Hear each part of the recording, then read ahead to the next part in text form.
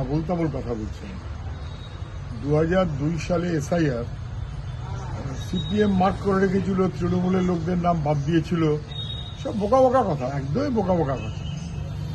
আমি জানি না উনি হয়তো এই কথাটা মনে মনে ভাবছেন নাকি যে তৃণমূলের আমল বলে সব সিপিএম এর লোকদের নাম বাদ দিয়ে দেওয়া যায় না, বাদ দেওয়া যায় না, ওভাবে সব নাম বাদ দেওয়া যায় না। তৃণমূল যেটা করেছে, মৃত মানুষের নামকে জমিয়ে রেখেছে, ভুতুরের নাম ঢুকিয়ে রেখেছে, কিন্তু কথায় কথায় বাদ দেওয়াটা খুব একটা যে যায় না, এটা মুখ্যমন্ত্রী বোঝা উচিত।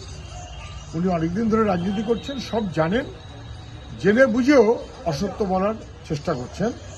2002-এর এসআইআরকে আমরা তার ভিত্তিতে নতুন ভোটার লিস্ট হবে, আমরা কখনো পক্ষপাতী নই, ছিলামও না। আমাদের কথা অত্যন্ত স্পষ্ট, 2024-এ যারা ভোট দিয়েছে, 21-এ যারা ভোট দিয়েছে, 19-এ যারা ভোট দিয়েছে, তৃণমূলকে দিক আর বিজেপিকে দিক আর জায়গায় দিক, তারা সবাই ভোটার। তারা যারা যোগ্য এবং তারা যারা বেঁচে আছেন, তারা অবশ্যই ভোটার লিস্টে নাম থাকা উচিত, যদি না ভুতুরে হয়, যদি না ডুপ্লিকেট হয়।